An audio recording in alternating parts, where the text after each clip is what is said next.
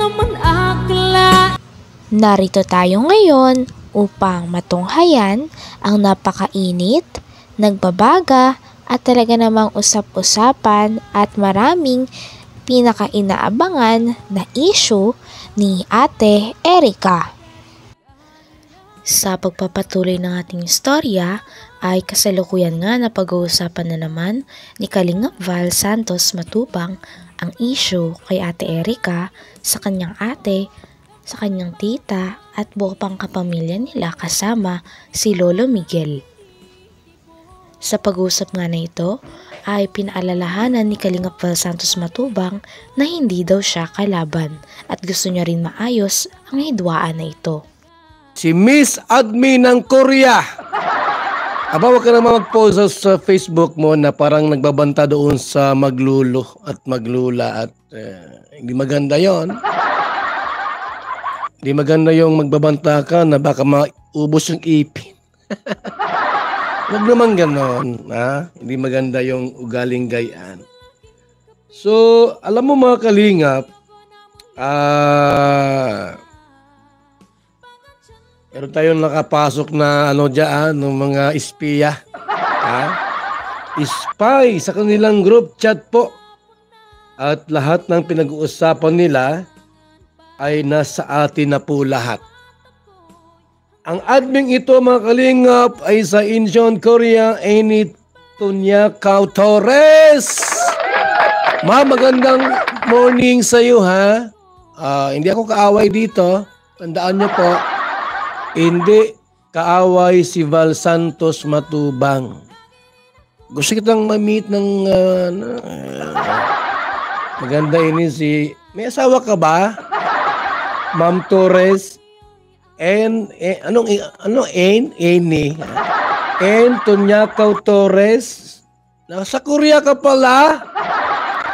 Gulping mga Gina Pansa, admin ng Basod, Camarines Norte? Abay, meron pang... Ay, taga-Albay pala kayo. Bicolanong Maray.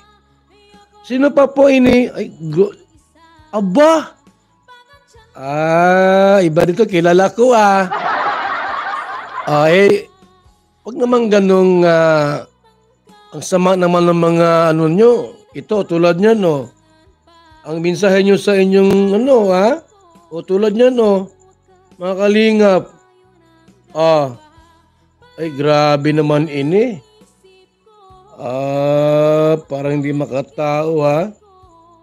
Huwag naman ganyan. Pati si Lolo nyo. Pati si Lolo Miguel. Pagsasabihan nyo ng hindi maganda. Huwag naman ganon. Matanda na po yun. Huwag naman gayaan na pagsabihan ng hindi maganda yung si Lolo Miguel. Maawa naman kayo sa kanila. Ay, good morning po sa ating lahat. Kasalukuyan ngang binabasa ni Kalingap Val Santos Matubang ang isang message ng pananakot na konektado sa mga sponsors. At sabi nga ni Kalingap Val na kung may reklamo sila ay dapat kasuhan ito at sa legal na paraan. Dahil mali ang pananakot gamit ang social media. Pwede niya na nga daw ito agad maging ebidensya laban sa nagpost. Kaya naman maling-mali ito dahil ang social media ay hindi daw makakatulong. Dahil kung gusto talaga nila na maresolba at gusto nilang gumawa ng gulo, ay dapat magsampa sila ng kaso at legal ang gagawing proseso. Maaga pa po mga kaibigan. Ito po ang minsay mga kalingap, no, mga kaibigan. Basahin ko saglit Nakapost sa kanyang social media Facebook account. Make it sure na may ebidensya ka at baka warrant of arrest ang darating sa'yo. Make it sure na may ebidensya ka at baka warrant of arrest ang darating sa'yo. Mark my word. Gusto naman ang singiso ng bihay. Kayo ang sumira sa sarili niyong pamilya at buhay. We'll see you in the court. Bakit mga court ang sinasabi mo dito? Miss Antoniaca Torres, may korte ka ba? Ay, may korte ata ito ay. Huwag naman ganon. Tinatakot mo si tita? See you on the court. Anong kaso nila? Anong kaso nila? Sir, ang kaso nila, Mr. Matubang, ay nangungulimbat ng kwarta. Aninong kwarta, sir? Sa mga sponsor. Mga sponsor pala, tapos kakasuhan nindo. Kasuhan nyo! Huwag dyan sa social media. Yan ay pananakot ito. Ebidensya ko na ito mga kalingap po. Ebidensya ko na ini. Ala kayo. Mali yan ganito ang pananakot sa social media. I-delete mo yan. Yan mali yan. Yan po ay pananakot sa social media sa isang mahirap na pamilya. Ayan make it sure na may ebidensya ka at baka warrant of arrest ang darating sa iyo. Mark my word. Tapos nangisi. Kayo ang sumira sa sarili niyong pamilya at buhay. We'll see you in the court. Ano yan?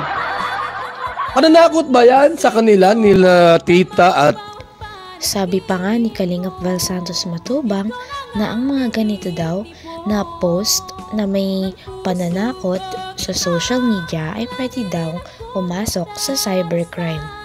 Baka nga daw puntahan niya pa sila Lolo Miguel at ang tita nila Ate Erica upang isama at i-report itong post na ito na talaga namang alarming dahil meron ng pagbabanta at nakalagay pa sa social media.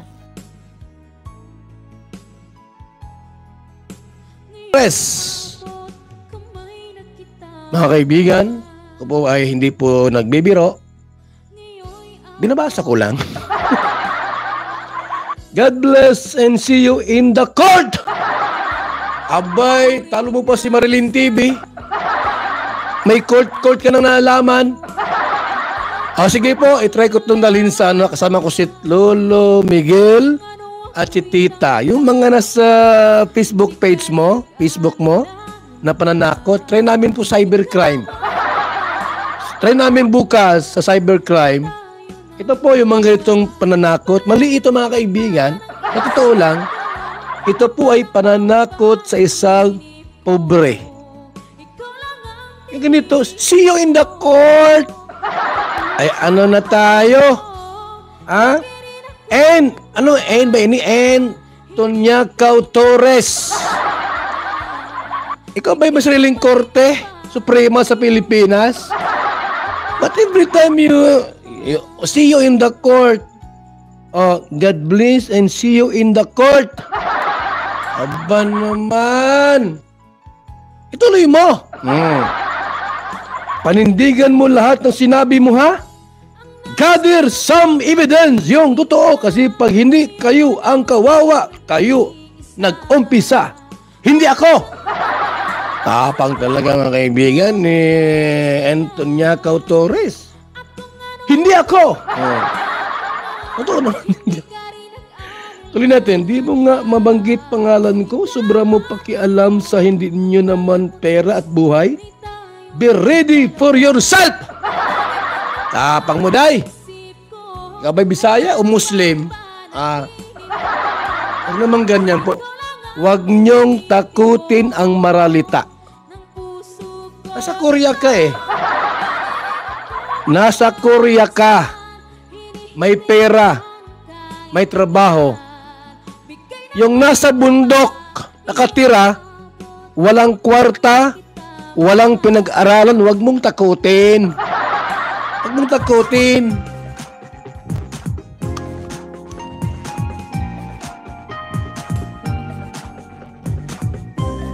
Tuloy natin. Hanggang dito na lamang muna ang ating napakainit, nagbabaga, pinakainaabangan at usap-usapan na latest issue ni Ate Erica. Maraming salamat sa inyong panonood. Hanggang sa muli. Bye!